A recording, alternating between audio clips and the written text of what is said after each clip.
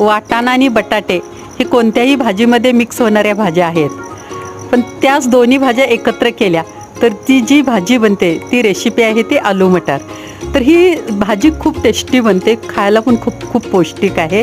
तर त्यासाठी कढईमध्ये तेल घेतलं मी, त्यामध्ये आलं लसूण पेस्ट घातले, जिरे घातले आणि कांद्याची पेस्ट घातली.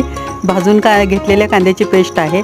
त्यामध्ये परत टोमॅटो घातले. टोमॅटो चांगले तेलात भाजून मी त्यातच मॅश करून घेतलं चांगलं.